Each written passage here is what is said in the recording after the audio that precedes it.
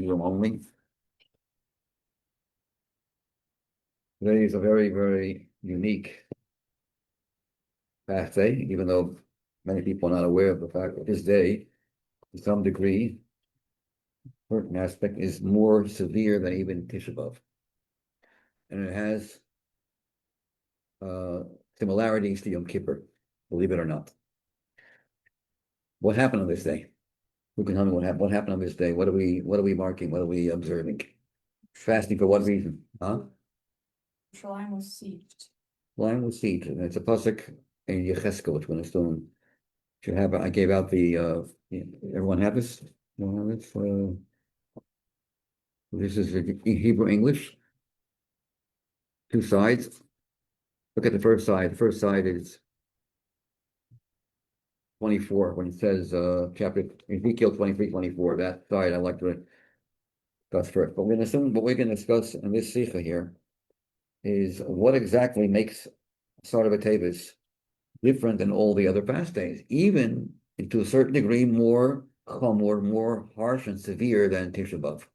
Although on Tisha B'Av we fast the whole night, not just during the day, we fast at night, and we have other things we don't do on Tisha B'Av. We don't sit down. We have to sit until the afternoon, sit on on the floor, close to the floor, not on a regular chair, and we can't take any showers on Tisha B'Av.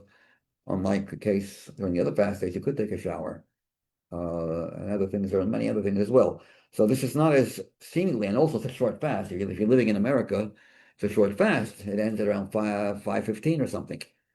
So it's hard people to believe that this fast is actually very, very strict and severe. Why is that? You know why? And I'll add one more. Yes, you know why? What's your name? Where are you from? And you knew? I'm a commuter, so I'm from the west side. Oh, what's that? Okay. Yeah. What would you like to say? What? What would you like to say? I mean, I think as yesterday, so I heard what they said that the movement that's surrounded the Why is that more strict than the actual destruction? it just like I kind of reminds me of that quote from Paul, like Kol Hagoyim Salabuni, Call what? Kol Goyim Salabuni. Okay, again, but you're not explaining what makes this day more severe than the actual destruction of the Beis Hamikdash itself. Beginning, it shows like we're opening a hole for the enemy in the beginning. Okay. I mean, let me elaborate on you're stating something. Yeah. Okay, she's saying something. Before we get to what you're saying, and I'll elaborate a little more, which is what the sikh is about. I was gonna say the same beginning. Oh, the beginning. Okay, so I guess where'd you get that from the class, from other classes? Maybe. Okay, that's okay. I It's okay, we're gonna elaborate a little more on that. That, now, like, what she was saying. Yeah. now Okay, so the Rebbe will discuss this more in detail. But the how is it manifest? Where do we see that this fast is so strict? I'm not going into the why it's so strict, but where do we see that it is? There is an opinion amongst the early sages. His name was the Avudraham, lived about 700 years ago, and he stated that although the calendar does not allow for this fast day to fall out on Shabbos, if it would fall out on Shabbos, like in the olden days when they would establish the new month, not based on the calendar, but based on the witnesses testifying they saw the new moon, and that we don't have that today anymore. But if we would go by that method, it could fall out on Shabbos. And guess what? If Asara B'Teves would fall out on Shabbos, you'd have to fast on Shabbos. Unlike Tisha B'Av. Now the halacha is not like this great sage, but the fact that there's someone a respectful person, Avudraham, who was known as one of the great sages of the 700 years ago. Aleph Beis Vov Daled Reish Hey Mem. I can get you to talk a little bit about his whole life story, but I'm not going to get into that right now because it'll take time. So he lived around 750 years ago, maybe about 100 years after the Rambam, and he was still amongst the Rishonim, the early sages. And he says that, in fact, he even says, look at the verse, at the pasuk in Yecheskel, it has the same language as we have on Yom Kippur. What does it say about Yom Kippur? On the essence of this day, you are to fast. No matter what day it falls out, what day of the week it falls out, Yom Kippur, I don't care if it falls out on Shabbos. Yom Kippur, you fast on Shabbos. Because the Torah refers to that day, on the essence of this day, If that day is here, you fast. No if, no and, and no buts. And the same exact language in Tanakh, the etzem hayom hazeh, on the essence of this day, is said also about Asara Teves. Interestingly, both of them are on the 10th day of the month. The only fast that's also on the 10th day of the month, besides Yom Kippur, Yom Kippur is the 10th day of the 7th month of Tishrei. The 10th day of the 10th month is Asara Teves. It's the 10th month. As Teves is the 10th month, and you start from Nisan. So although the year starts from Rosh Hashanah, the months start from Nisan. Nisan is the beginning of the year month-wise. It's interesting how in Judaism you have two beginnings. You have a year and you have the month. One, by the way, the year is the beginning of the year in terms of nature. Tishrei is the beginning of the year in terms of how God runs the world through natural means. Nisan, like Nes, is when Hashem runs the world through miracles. So the beginning of the calendar, miracle-wise, because don't forget the moon, unlike the sun, which is very, very, the sun doesn't have any ups and downs, doesn't wax and wane. The moon, what is moon? How do you say moon in Hebrew? Levana or Chodesh. Chodesh means Chiddush, novelty, news. Miracles are new. Teva is old. Nature is old. It's continuous. So the sun represents more like the laws of nature. So Tishrei is the beginning of the year in terms of natural behavior, and Hashem conducts the world through nature, and Nisan is through miracles. But since the word month is Chodesh, and Chodesh means novelty, something that's new, that's not the natural order. So therefore, when we talk about months, Nisan is month number 1, Iyar is month number 2, Sivan is 3, and Teves is number 10. So it's the 10th day of the 10th month. Also, another parallel, the only two fast days that are on the 10th and find themselves in a month which begins with a holiday. Tishrei begins with Rosh Hashanah. And the 10th of that month is Yom Kippur. Teves also begins with a holiday. Which holiday? Hanukkah. Not like every Rosh Chodesh. It's besides Rosh Chodesh, it's also Hanukkah. So Teves starts with a month with a Yontif, and on the 10th day we have a fast day, just like Yom Kippur. Yom Kippur starts with a Yontif. On the 10th day you have a Yontif, and on Teves, and a fast day, but it's a Yontif fast day. And on Teves you also have a fast day. It's not a Yontif, far from it, but it's a fast day. Okay, now let's go back to what is the reason as to why this day is considered so strict, so severe. So if you take a look at the first page where it says Ezekiel 23:24, let's take a look at the first pasuk. We'll get into the Sikh in a minute. I also would like to connect the event of Asara Teves to the parsha of the week. And we'll connect it to the blessings that Yaakov gave to Ephraim and Manasseh, to Yosef's two children, his grandchildren, and he had Ephraim preceding Manasseh, interestingly. So I'm going to later on connect that event, God willing, we have time, with the Sikha of Asara Teves. Let's first see what it says here. You got it? Chapter 24 in Ezekiel. Then the word of Hashem came to me in the 9th year, in the 10th month on the 10th of the month. So here you see it's the 10th day of the 10th month. And Yecheskel saying, the word of Hashem came to me saying, Son of man, that's how the Nevuah would come. Son of man, meaning a human being. Write for yourself. I want you to write down the name of the day. That this is the 10th day of the 10th month. That this very day, this very, very day, the king of Babylon has besieged Jerusalem on this very day. In other words, he's prophesying that on this day, it's already happening. The king of Babylon, Nebuchadnezzar, has laid siege around the city of Jerusalem. In other words, laid siege, but has not touched the walls yet. The walls have not been breached. Certainly the Beis Hamikdash is standing full glory. The korbanos, the sacrifices are being offered. Everything is normal inside. What's going on outside the wall is a siege of an army. How long was it there for, by the way? You know how long a siege lasts? Quite a long time.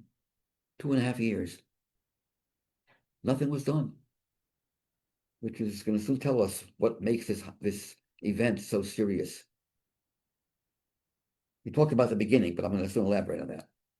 Now, look at the Hebrew. Take a look at the Hebrew, the right side of the page. Look at Pasuk Beis. Which word means siege?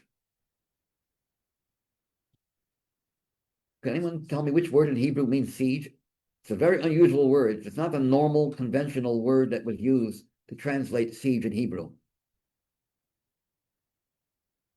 Let me read it for you. Ben Adam, son of man, ksav lecha, write down. Huh? Samach, correct. Samach melech Bavel. Melech Bavel laid siege, but the word samach does not mean a siege. Huh? Yeah, come close. It means to support. Very good. We say in Ashrei, Somech Hashem l'chol hanoflim. Hashem supports all those that fall. So samach, although it could also mean he came close to the wall, samach means close, but it also usually means to support. The king of Bavel supported us. By laying siege, he was actually helping us. This is the Rebbe's Chiddush, a novelty from the Lubavitcher Rebbe, vintage Lubavitcher Rebbe. The Rebbe says that you translate the word literally, it doesn't mean a siege. In the English, it's translated as a siege. But the Hebrew is samach, he supported us. Really? By laying siege around Yerushalayim, threatening, he's supporting us, he's helping us? How? What's the answer? You have to speak louder. No, there was no food coming in, no one can leave. Wherever you're stuck, you were in a prison. You were locked in Yerushalayim. How is he helping us? You know what the answer is? It's pretty, first of all, when Jews are all locked together, what does it bring usually? People are all suffering the same misery. Misery likes company, you know? You connect, you unite. What caused the destruction of the Beis HaMikdash? The second one, at least. Sinas Chinam, although this was the first Beis HaMikdash, but I'll soon tell you that the second Beis HaMikdash really was a continuation of the first destruction. It's not separate. Because we never got back the same Beis HaMikdash. We never got back the real Beis HaMikdash. We got back a second Beis HaMikdash, which was second. There were 5 things missing. The Aron wasn't there. The Ark wasn't there. The Urim Tumim, which they would ask questions and it would light up. Breastplate of the Kohen Gadol, that wasn't getting gone. The fire from heaven did not come down to consume. The miraculous fire did not come down. There were 5 things missing. It wasn't the same as Hamikdash. So the first destruction really was never healed by the second building, by the second rebuilding. We still were suffering from the first destruction. So the second Beis HaMikdash, what was the problem? Sinas Chinam. How do you get rid of Sinas Chinam? With the opposite, love. What brings love? When people are together, united under the same, situation with misery. And where are you locked? Where are you locked up in? What city? Imagine having a prison. Yerushalayim Yerushalayim is your prison. It's not a bad prison. Being locked in the holiest city in the world. The word Yerushalayim means what? What does Yerushalayim mean? Made up of 2 words. No. Yira, fear. Shalem, complete fear of God, wholesome fear of God. Yira Shalem. This is a combination of 2 words that Avraham Avinu referred to it as Yira, Bahar Hashem Yira'eh, and Shem, the son of Noach, called it Shalem. And we connect both words. Yira Shalem, Yerushalayim, a place that is conducive to fear of heaven. When you're there, you're gripped with fear, with awe of Hashem's presence. You feel it it's palpable. It's visceral. So in thousands of Jews, tens of thousands, hundreds of thousands of Jews are locked for 2.5 years, forcing to unite in a very holy place. What do you think Hashem is doing to you? What's the message he's saying? He's sending, Chevre, I'm giving you a chance. The guy hasn't touched the walls yet. Wake up, unite. Amas Chinam. That will get rid of Sinas Chinam. In other words, as you said before, it was the beginning. Hashem is saying he's delaying the beginning. He doesn't want it to start. He's hinting to us the whole purpose of the siege is to wake you guys up. The best proof is he hasn't touched the wall yet for so long. What's he waiting for? I'm not letting him, that's why. I'm waiting. And how long does it take to do tshuva? In 1 instant. I'm giving you 2.5 years. 2.5 years. And you failed. Wow, does that hurt? What a failure. What a bomb. 2.5 years, we had all the things working for us. Nebuchadnezzar was helping us. He didn't want to help us, but he was helping us. He was a tool on Hashem's hands to support us, to trigger our desire for doing tshuva. And we didn't do. We remained stubborn. We were like Barzel. The word that we can soon see, the nevuah is Barzel. In the next page, or the other page, turn around the other page, you'll see on the first page, Ezekiel 4. What did Hashem say? How did he hint the siege? How did Hashem hint to Yecheskel about the siege? What word did he use? Yes, what do you want to ask? Oh, two questions. One is, what is the word the Hebrew word that he? Samach. Oh, okay. Samach usually means to support.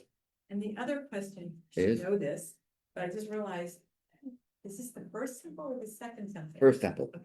Yeah, we just talked about it. Even though this first temple was not destroyed because of Sinas Chinam, but guess what?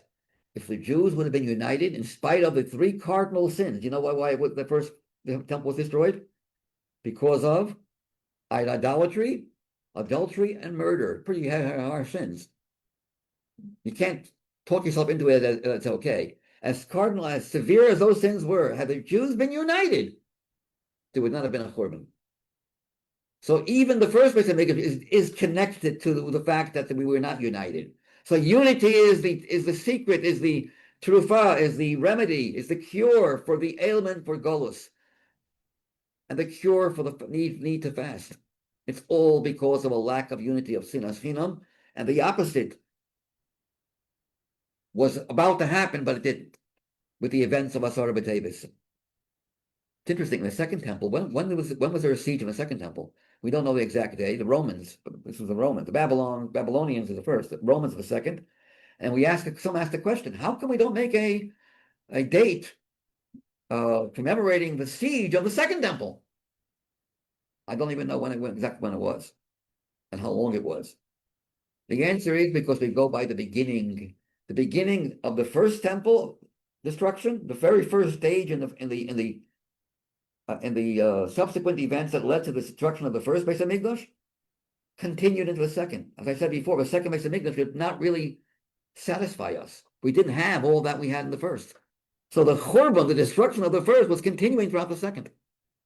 In fact, there were a lot of tzars. Yidden went through a lot of tzars, especially after the Hanukkah. We had a lot of horrific things that happened. Even the Hashmonaim themselves denigrated, went down.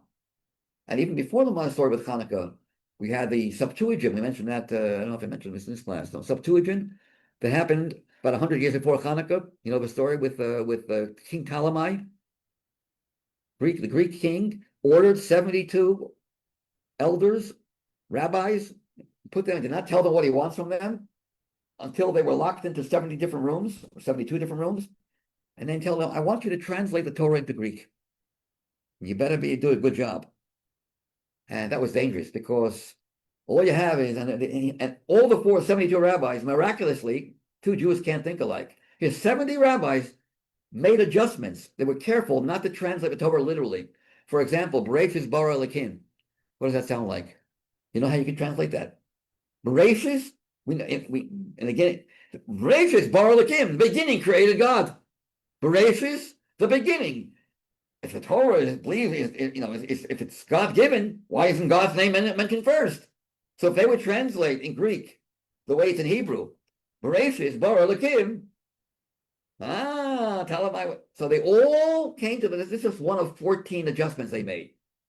14. The Gemara says in Tractate Megillah 9b that the 70s Canaan made 14 adjustments throughout the Torah, which they feared if Ptolemy would, if it be translated literally from the Hebrew, he would find a lot of fault, and he believed, they're never going to think alike. He was waiting for them to falter and to show the inaccuracy of Torah.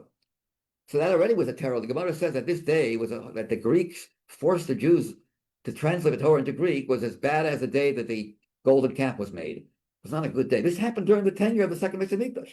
In the first Beis Hamikdash, most of it was a time in utopian society. The first Beis Hamikdash, everything was wonderful. The second Beis Hamikdash was a lot of tzaras. In fact, all the different fences, all the different rabbinical rules of fences, of things, precautionary steps were instituted in the second Beis Hamikdash when Judaism was going down and there were a lot of troubles in life. So even when we have the second Beis Hamikdash, we were still suffering from the first destruction. So this is the reason why we don't make a big deal of the second siege, because really we're going by the beginning. The whole idea of Asara Teves is this is what began. It started, it was a catalyst. It started all the other subsequent stars. You go by the beginning of the beginning. You don't go by the second Beis Hamikdash beginning, by the siege of the second Beis Hamikdash, because that wasn't the beginning. The real beginning is what first happened by the first Beis Hamikdash. Then the Rebbe says one more thing. I'll let you into that. If this is true about the negative side of a fast, we know every fast day has a very powerful energy to it. The fact that we fast is similar to bringing a sacrifice. When you offer blood, there's the animal and the fats. We don't eat on this day, so it's like offering our blood. Food turns into blood. We don't eat, so it's as if we are offering our dam. And the fats are also missing because we don't eat. So in a way, it's like a day of bringing a korban.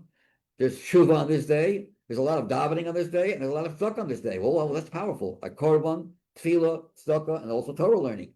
You have all that in one day. It's a very auspicious day.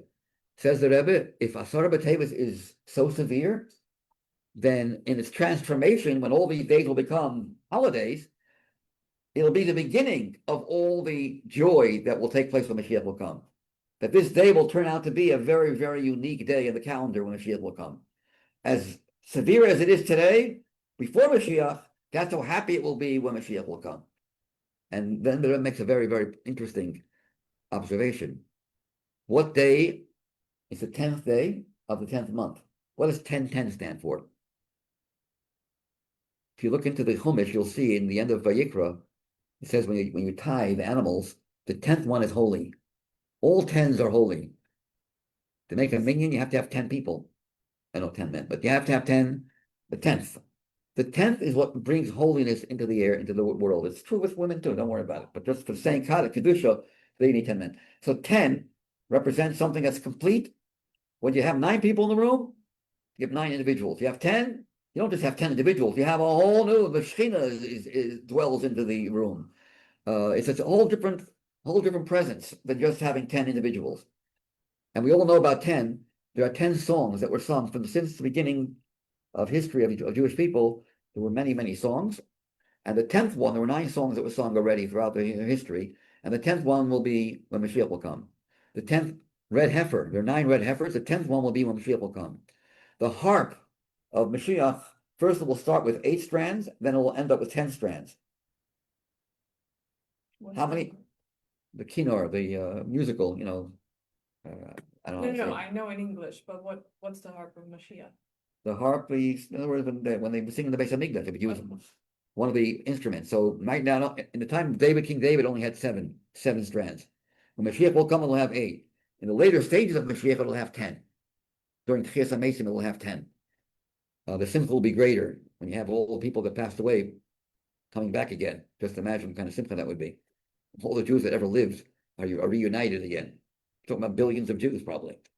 You can imagine the simcha, the joy. And also one more thing. How many nations do we conquer? 7 nations, but that's only 7 of 10. When Mashiach will come, we'll get back 3 more nations to be part of Eretz Yisrael. Ammon, Moab, and Edom. The Ammon, the Moabites, which is near Syria. Ammon, also that area, Lebanon, Syria, will also become part of Eretz Yisrael. And then it will spread through the whole world. But we will conquer not only the 7, we already conquered during the time of Joshua, Knani, Chiti, Amorti, Prizi, Yevusim, Magid, Goshi. We have 3 more. So you see 10 creates a shlemus of completion. 10, 10th day, 10th month, is double holy. Kodesh Kadoshim. It's synonymous to the holiest place of the Beis Hamikdash. Beis Hamikdash is holy, but the Kodesh Kadoshim is the holiest of, it's called the Holy of Holies. And when did when did you go into the Holy of Holies? Once a year only, on Yom Kippur. So here we have another parallel to Yom Kippur and Asara B'Teves. Both of them are connected to the Kodesh HaKadoshim. Yom Kippur, the Kohen Gadol would enter the Kodesh HaKadoshim, Asara Teves is on the day of 10/10. Day, 10th day, 10th month. Twice holy. Day-wise holy, month-wise holy. Any questions? Yes. Yeah, so we're saying that during the first temple, it was like, idyllic, but then also there was adultery and murder, Right. so. No, but I just told you that even though it was not because of sinas chinam, but had they had, what's your question? Your question is The what? question is, just how could that be, what's the word, ideal? When It there's, wasn't ideal. That's what caused the destruction. no, but I thought you were saying during the time of the first temple, it was idyllic, like. Till the end. Till the last moment. I mean, most of the time. Unlike the second, where throughout the whole tenure of the second Beis Hamikdash, we suffered a lot. Even Hanukkah was a great miracle, but it didn't come easy. We didn't have that for the most of until we had the exile of the 10 tribe. That was at the very end. Yeah, till the tail end, things were going wonderful. To answer your question, so you're right. Yes, at the end, things went down, going down, getting closer to the time of destruction. In fact, 40 years before, the Sanhedrin were exiled already, and they could not judge capital punishment cases. So it started 40 years before already. Maybe a little more even before that, but not. It lasted for 420 years, 410 years. So for most of the 410 years, things were going wonderful, especially in King Solomon's days. Later on, you had a split. There was a split. The Jewish people split. You had the Malchus Yehuda, Malchus Yisrael. So there was splitting, but nowhere near the pain and suffering that the Jews underwent in a second. Okay, take a look at the paper. Yes. Where's the rest of where's Petra, for example? I'm not sure. I'm not sure. Huh? No, my friend. When she's he's from Hungary, yeah. Is how I don't really understand how it's possible that the Yidden started doing all these horrible things when they were going to the Beis Hamikdash, like bringing karbanos, and the Shekhinah was there. Great question. It's a great question, and I will answer you. It's a little off the subject, so I'm not going to get into too much detail. The Gemara actually deals with this question. The Gemara says that the Yetzer Hara for these sins, especially for idolatry, which we don't understand it now. You have a Yetzer Hara for idolatry? To bow down to an idol? Sounds ridiculous. We can't even imagine what's your problem? Then it was so powerful that it was almost impossible it was incredibly difficult. In fact, the Gemara tells us about a certain sage that was ridiculing Menashe, one of the biggest idolater. Come on, you couldn't hold. And he said, if you would be living in our times, you would also you get pulled into it right away. Also, we don't understand what it is. We can't understand the Yetzer Hara for it. So although there was so much godliness there, but the Hashem made it even. The Yetzer Hara was 1,000 times stronger than it is today. The desire for adultery, for incest, adultery, all these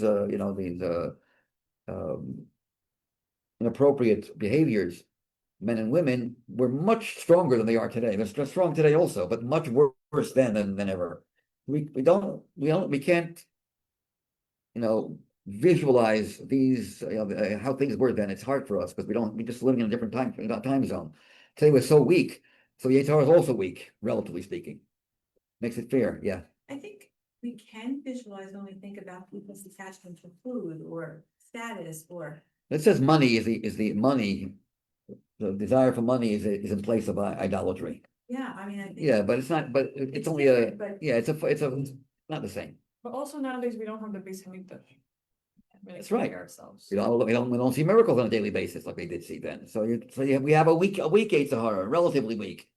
Not so weak, but it's relatively weak because we're weak people. Hashem makes the battle even, so it's hard to. We can't imagine what you saw. Now you go back to the times of the Chumash. Here you have what's his name? He witnessed Matan Torah, witnessed Kriyas Yamsuf. You know what I'm talking about? Korah? Not Korach. Someone even much bigger problem. Korach was a big, was a Talmud Chacham. Dasan and Aviram. They were just rabble rousers, troublemakers. And we had a shir not long ago that they actually had a custom-made Kriyas Yamsuf. There was two The sleep split twice, just for them. They had a certain schus they had, one schus they had. I'm not going into that right now, it's a whole different sphere. But because of that, and yet the Kriyas Yam is tailor-made, custom-made just for them. They witnessed Matan Torah, they saw all the miracles, they see who Moshe is, and they fought against him. That makes sense? It's craziness, not craziness. We can't understand that. You have Moshe Rabbeinu running a show, and you see miracles, and you see the 10 plagues, and you see the split. Our minds can't fathom. What's your problem? But it's a separate subject. I'm not getting into that right now. Let's see what it says in Yecheskel Daled. The Ato, he says, look at this page here. The Ato kaklacho machabas barzel, and you shall take yourself an iron skillet, means a pan, machabat. V'nasata osa kir barzel, and you should direct your face toward it. I want you, Yecheskel, to have your face facing toward it, and it will be in the siege, and you will besiege it. So this is a nevuah where Hashem is using the word barzel, iron, metal, iron, as a symbol of the Churban Beis Hamikdash, which started with Asara Teves. Why is iron considered Churban? Obviously, we know that who destroyed the Beis Hamikdash, the first Beis Hamikdash?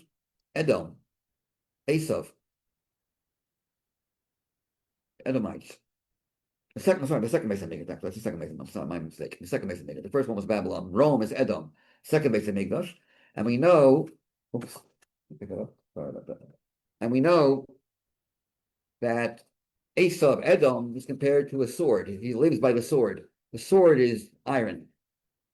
So who destroyed the Beis Hamikdash, the second Beis Hamikdash, which we're still suffering today from that destruction for 2,000 years almost? Barzel, Esav, Edom, who lives on the sword, which is Barzel. So Barzel is a symbol of rigidness, of being rigid, being tough, and in the wrong side, stiff-necked people. Like we just said before, you had a chance to do tshuva, and you didn't. So although I'm mixing the first and the second Beis Hamikdash, but they're connected. The fact that you have Melech Bavel surrounding the walls for 2.5 years, how are you so, can't you budge? Why are you so stiff? No, we're not going to change. We're not going to do tshuva. It's called Barzel. And that's why you're not allowed, in the Beis Hamikdash, you're not allowed to have any Barzel. You can't use any sword cutting the wood. The first Beis Hamikdash, the second and the third, it's interesting. It says like this: the first, second, and third Beis Hamikdash correspond to gold, silver, and copper. We knew that these 3 items, gold, silver, and copper, were in all 3 Beis Hamikdashes. Will be in all 3. But one thing you cannot have in any of the first 2 Beis Hamikdash, two Beit Hamikdashes, and that is you could have gold, you could have silver, you could have nechoshes, copper, but no barzel. Barzel is a no-no. Guess what? In the third Beis Hamikdash, we're going to have a lot. We don't know exactly how much, but we're going to have a lot of iron built into the third Beis Hamikdash. Because the third Beis Hamikdash will have the power to transform even the evil of the sword, transform even that into something positive. The Rebbe says the first Beis Hamikdash is connected Zohav, Avram Avinu. The second Beis Hamikdash is connected Kesef, silver. Silver is not as expensive as gold. The second Beis Hamikdash didn't have the same kedusha as the first. You're lacking. 5 things were missing.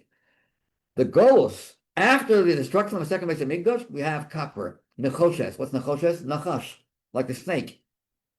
The snake is the first snake. The snake, Nachash HaKadmoni. And Yaakov Avinu works to transform that. And the third Beis Hamikdash is Keneged Barzel. That's something new. The Rebbe says will be revealed in the third Beis Hamikdash. Interesting. Barzel, the word Barzel, how do you spell Barzel? Beis, Reish, Zayin, Lamed. You know what it stands for? Bilhah, Rachel, Zilpah, Leah. The 4 wives of Yaakov, but in the reverse order. Bilhah before Rachel. Bilhah was secondary to Rachel, and Zilpah was secondary to Leah. And here we have what is secondary ruling over that which is primary. That's klipa. Where the secondary, where that which is a servant is ruling the master. Bila comes before Rachel. Barzel, Beis Reish. Zal, Barzel, Zilpo Leah. Backward. You got to hold your priorities backwards. There's the Rebbe, but there's also Barzel and Kedusha. The Gemara tells us that any Talmud Chacham, sage, who doesn't have the strength of iron is not a Talmud Chacham, meaning that nothing will change him. You could pressure him, you could punish him, you could do, and he will not waver one iota. Strong as iron, ironclad strong. No capitulating, no giving in, no compromising. When it comes to halacha, azaridas, and you can't torture, you can't do anything. This was the power of our Rebbe's, the Lubavitcher Rebbeim, the shnirs and energy. You can't budge them. They stood like mamish, like iron bolts, beams, untouchable. It comes from the Etzem HaNeshama. It's also called. That's also Barzel. That's Barzel of Kedusha. Sometimes we say stiff neck can also be a good thing. Stiff neck, we're not going to falter. We're not going to what you do to us. We're resilient. We're going to bounce right back, and nothing will stop us. That's also Barzel. So the Barzel, the third Beis Hamikdash, will be built. A lot of Barzel will be built. And then the Rebbe says that just like when it comes to women versus men, nowadays women, are more on the seemingly on the secondary. It seems that way. It's not that way, but it seems that way that men more dominant than women. Oh, talked about you. Finally worked. Three will come. You're leaving. You're coming. You're leaving. No. So when Mashiach will come, it says Nikeva the Sovim Gover. Why does the kala go around the chosin by a chuppah? Because the chuppah of every chosin kala is just like chosin kala. Every chosin kala is just like the chosin kala Hashem and the Jewish people, which is the marriage of Hashem and the Jewish people. So we have the kala surrounding the chosin. When you surround someone, you're above that person. You're surrounding like a shomer. You're guarding. So it means that there's a superiority of the female, of feminine over masculine. That's what it says. It says also, interestingly, that the body will nourish the soul. Now the soul, the neshama, gives life to the body. The neshama is like the male. The body is considered like the female. They become like one, just like husband and wife become like one. They unite together in intimacy. Body and soul are also. Can you separate a person's body from the person's soul? Are you two? No, hopefully not. If you can, it's a problem. The neshama and the group become like one entity. That's yichud. But the neshama is the source of life for the body. Mashiach will come and says the body will add life to the neshama. The body will have its own life. It will not need the neshama to live. It will have its own source of life. And being that it says that a woman is compared, ish take a gufay damya. A man's wife is like a body. That makes a lot of sense because men are sometimes they're just not down to earth. And the wife makes him more concrete. The wife puts him down to earth. The body is what allows us to do a mitzvah. Without a body, you can't do a mitzvah. You have all the chayes in the world, but without a body, you can't do a mitzvah. So the Asik Lovoy, when Mashiach will come, at Chesed Mesim, the body is going to live on its own. It's not going to need a neshama. Neshama will still have a function, but not to enliven the body. But the Rebbe says, just like women over men, in women itself, Bila comes before Rachel. The fact that Bila, who's lower than Rachel, comes before Rachel, and Zilpah, who's lower than Leah, comes before Leah, is another example of the lower ruling over the higher in Kedusha. Okay, so it's interesting that we see that these two psukim, one about Samach Melech Bavel, where Melech Bavel supported us by laying siege. He helped us do tshuva. He didn't want to, but that's what Hashem used. Hashem used him out. So let's take a look at the Sikha. I'm not going to learn it inside too much, but just like I learned most of it already inside. We already discussed most of the Sikha already. But let's just summarize. What we said before was that when the Jewish people were locked into Yerushalayim, it's the greatest place to be locked in. You have to be in prison. Come to Yerushalayim. When Jews are all together united, because we all can't leave, we're forced to stay in the holy city. Tsaris unites people. And especially if you're united in a holy place, that brings you together. it triggers feelings of love. It should have triggered feelings of love, which would have wiped away the sinas chinam, which would have wiped away any vestige which caused the korban in the first place. And Hashem said, I'm going to give you 2.5 years. As I said before, he was waiting. Nebuchadnezzar did not break through the wall. There was no breach for 2.5 years. Doesn't make any sense.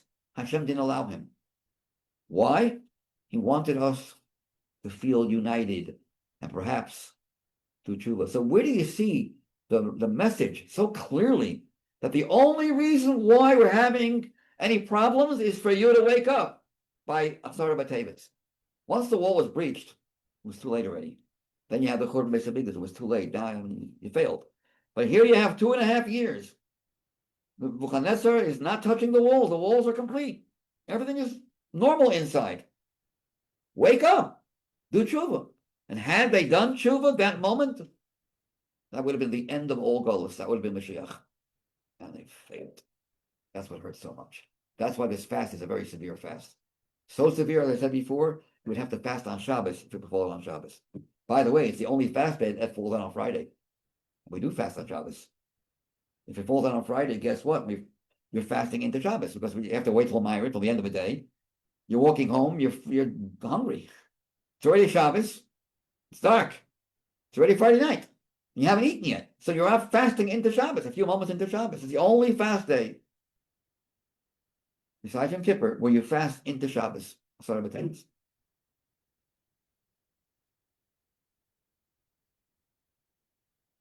No fasted can go on Friday. Nope. The only one that falls out on Friday is Asara B'Teves, which shows Hashem is letting you know, although I don't have a Shabbos example for you, but I have a Friday example for you, and you're going to fast into Shabbos.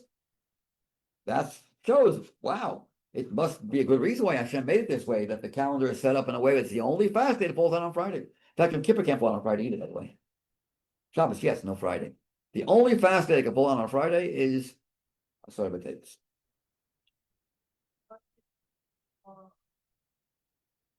The Tisha B'Av is the same day as Pesach, same day of the week as Pesach, and Pesach can't fall on Friday. There are reasons for it. Yeah, off the subject, but Pesach cannot be on Monday, Wednesday, Friday. Lo Badu, Beis Dalavav, it can't be on Monday, Wednesday, Friday. And Pesach and Tisha B'Av, by the way, are on the same exact day of the week. What if you have a question, when was Pesach this year? Well, if you know when Tisha B'Av is, you know when Pesach is. 17th of Tammuz and Tisha B'Av and Gimel Tammuz, by the way, are all on the same day of the week. Pesach, Gimel Tammuz, 17th of Tammuz and Tisha B'Av are always the same day of the week. Now today's Tuesday. That makes a very big deal out of Tuesday. What's Tuesday? What happened on Tuesday? First Tuesday of Good twice. Good, double good. Why is it double good? Because on a Monday there was no, Hashem did not say what he did on Monday, the firmament, making division, splitting, the heavenly, the higher water, the lower waters, the firmament was not good. Anytime you have division, we don't like division. Division is not something, you can't appreciate it when it happens. So on Monday, it does not say, well, Hashem saw whatever he made was good, like it does say every other day of the week. But on Tuesday, it says twice Kitov. When you saw what happened on Tuesday, that by the water splitting, and now you have the waters residing, the waters going down, and having the earth surfacing up, it's allowed for animals and humans to step over the land. We saw that the firmament actually was for something good. Well, at the time it happened, we couldn't see what the advantage is. What we see is division. But sometimes division could lead to greater achdus. And when do we see the achdus? On Tuesday. But we saw that the waters that were split allowed room for the earth to surface. And if there's no earth, you can't live. So man steps face on earth only because of the waters that were split. If the waters would have been the same as they had the first day of creation, there would be no room for mankind. No animals, no one can live. You can't live in water. So it was a good thing, but we didn't notice the good thing until Tuesday. The Rebbe always says, when it says double tov, it means tov l'shamayim, good between man and God, and a good also between man to man good. A double good. A person can be very frum, but his frumkeit is really missing something. He's not decent. When it comes to behavior with other people, missing something. Or you could have vice versa. People that are very kind, but they're not very religious. And of course, you gotta have both. And each one should enhance the other. One should cause the other. You're really fluent, you normally have love of people. And not just any people. Tov la briot. Maze briot. Great. What does that show? When I call people creations, what does that show? The only thing the only thing that's good for you is the fact that we created. You have nothing else to brag about. The only thing you can brag about is I was created by God. So even such people that have no redeeming qualities, other than the fact that Hashem created them, even such people, you have to show love. Tov labriot, even to such people like Aaron HaKohen. So by Aaron HaKohen, he said he loved human beings. He loved everyone.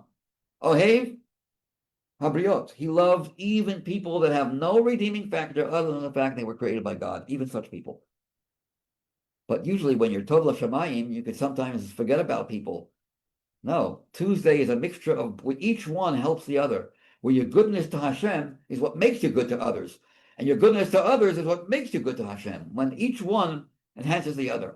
That's the idea of Tuesday. Because Tuesday is not half a day Tov l'shamayim and half a day Tov l'briot. Every second of Tuesday is a combination of both together. Okay? Because if one does not lead to the other, then they're both fake. If you're being a good Jew, from-wise, is not making you a good, decent person to other people, you're not frum. Something's wrong with your frumkeit. You got the wrong attitude. And if your goodness to other people is not based on Yiddishkeit, it could also very easily fall apart. A lot of good people are good people, but then if it's not based on religion, not based on the foundations of Torah, it dissipates. It disappears very quickly. You have to have them both together as one unit. This is the power of Tuesday. So when Asara Teves falls out on Tuesday, telling us that the power of this tshuva and this making sure that we don't falter in the beginning has to be double dosage. Take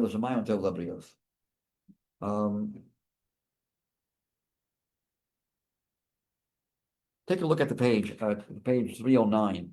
Just want to read it inside before you stop here. Avos Yisrael mevatelos es hagolot. Matarosam, page 309. Matarosam on the left side of the page. Dalit. Avos Yisrael mevatelos es hagolot. Matarosam shel arba'as hatzomot. The matara means the goal, the objective, the purpose of the 4 fast days. Hila'oder halavavos, to awaken people's hearts. Liftoach darki hatshuva, to open up the ways of tshuva. Through mentioning what happened on that day, what caused the tzaras of that day, the sins that we committed. Shagormu, which caused la'otan hatzarot, nashuv lehetev. We will restore, go back to our true selves, being bali tshuva. Move on, he says. Sha'asara b'teves maskil Yehudi. It reminds a Jew. Barosho b'rishona, first and foremost. Shahaderech levato es osen hatzarot.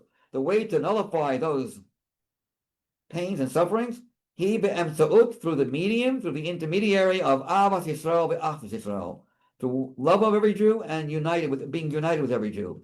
Shekol ha'Yehudim yisachdu ba'ofen shel chubra lo yachdav. All Jews should become united as one body. Chubra, like chaver, yachdav, as one entity.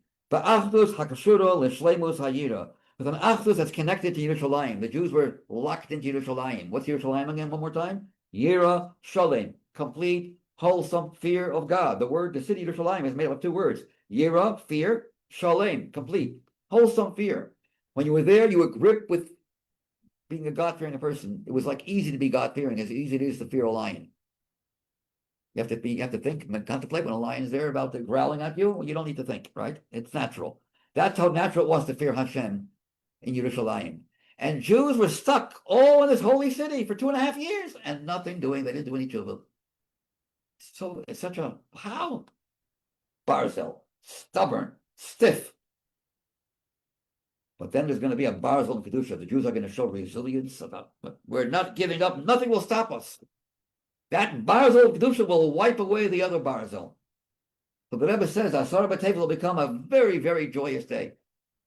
As unhappy and as unlucky as it was, that's how lucky it will be when Mashiach will come. We'll think this is the day that started the whole train ride to the Geula Hashlema. This day will become that day. We'll see. It's interesting what happened on the 9th day of Teves, right before Asara Teves. Guess who was executed? What's his name? The Syrian guy. Saddam Hussein. Is that Syrian? No, Iraq. Iraq. This is Oh. Iraq. They're all the same. A piece of Yeah, garbage, right. what they're saying, same stick today. Exactly. So Saddam Hussein was executed on the 9th of Teves. The 9th of Teves was not a very happy day.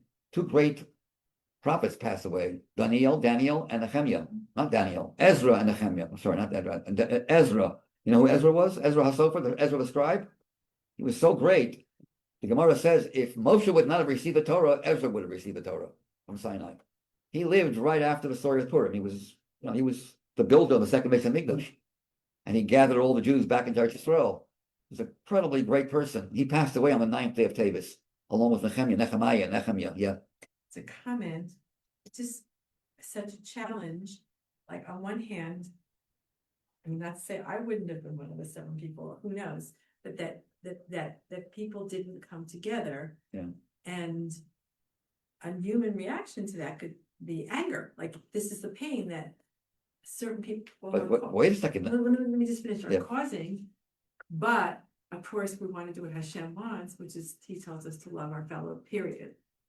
But it's on an earthly level. It's a real challenge. Like if we see people, even our own people, doing things that hurt the Jewish people, it's Talking about nowadays. now, yeah, it's hard to not have. And I know anger was not supposed to be. Yeah, but Asara B'Teves this day gives us that prayer.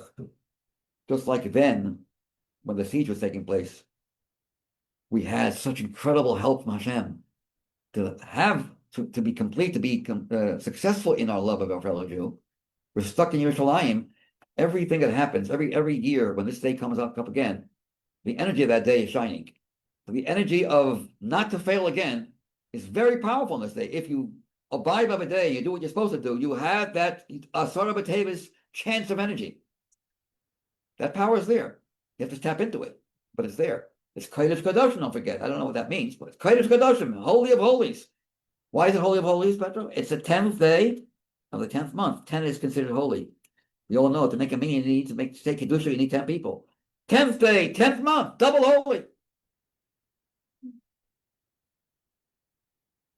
Because it's still here with us today, obviously, the disunity and unity, and it's, and who are we, who am I in that? But, yeah. And right now there's a lot of suffering going on amongst Jews. We see a lot of anti-Semitism rising, and that brings people together, and unites people together. But we need not just being united because of Torah, united in the atmosphere of Yerushalayim.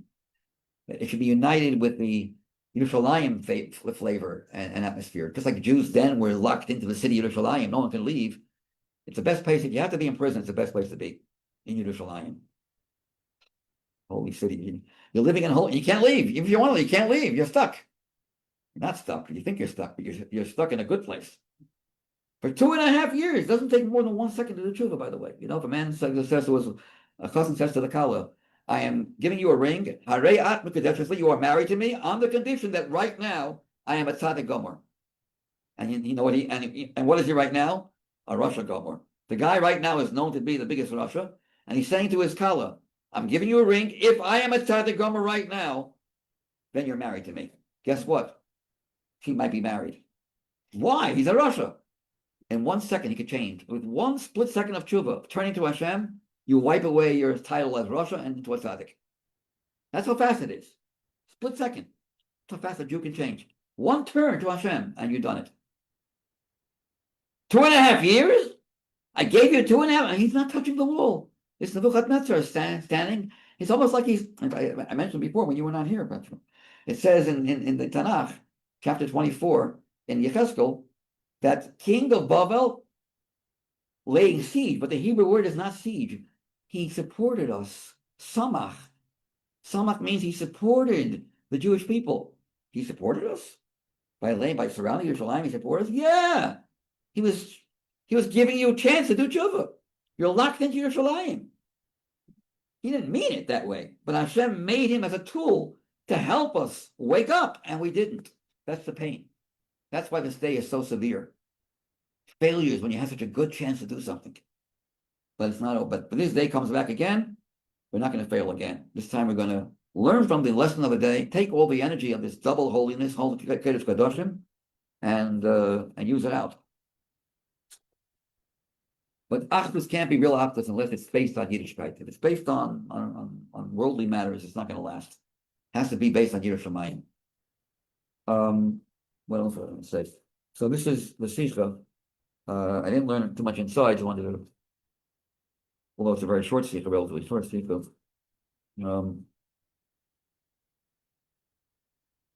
Just 1 second. Yeah. Connecting it to, what's the story with Ephraim and Manasseh? What was the problem with Yosef? They were jealous of him, right? Younger brother. He gets gets the finest costume, the tunic, the multicolored tunic, and the Tati is treating him like his favorite. And what happens at the end? Ephraim, Yaakov gives Yosef a gift. He gives to no other brothers. Again, he's starting up again with favoritism. He gives Yosef a gift. What was the gift? Your 2 sons will be part of my family. Ephraim and Manasseh are my grandchildren. No, they're part of my 12 children. They're part of my family. Wow. Starting up again. Furthermore, within the 2 sons, who's older? Manasseh is older. Who got the bigger bracha? Ephraim. Making Manasseh jealous of Ephraim. Within the 2 sons itself, you're doing it again, you're starting it. This is why we say, when we bless our kids, we say, I hope you can be like Ephraim and Manasseh. And the question is asked, what about Moshe and Aaron? There were 2 brothers, pretty good brothers, no? They were on a much higher madrega than Ephraim and Manasseh. How come when we wish each other good, we say, let our children be like Ephraim and Manasseh? You know what the answer is? Moshe and Aaron never fought. They were always peaceful. But we do. We're not so great. We do have fights, and we have, things don't always go so well. But look how they changed, how they went about 180 about face. A reversal of their uncles. Their uncles were jealous of Yosef. And Manasseh is not jealous of Ephraim. He's happy. He's happy to have Ephraim come before him. Wow. That's what we like. That even if we failed, we can bounce back. That's why we wish each other that don't worry about failure. You can bounce back like Ephraim and Manasseh. Moshe and Aaron are they're above and beyond us. We're not going to compare ourselves to Moshe and Aaron. They're Moshe and Aaron. They never had any problems. But Ephraim and Manasseh, even though they didn't always have it, but they witnessed what their uncles witnessed. They witnessed this problem with their uncles hating their father. Ephraim and Manasseh, the sons of Yosef. And yet, so that's the Achdus. Again, Achdus.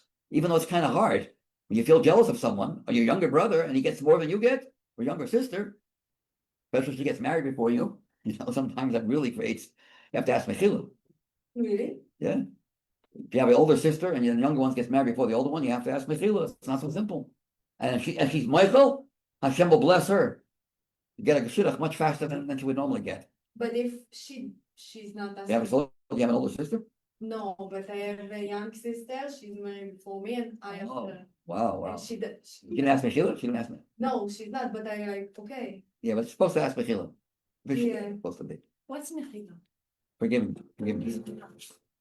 But because I forgive, I marry after 1 month. So that's the idea. The idea is when it's difficult, when it's not easy, Achdus, because of Yerushalayim, of Hashem. Hashem is the boss. I don't make rules.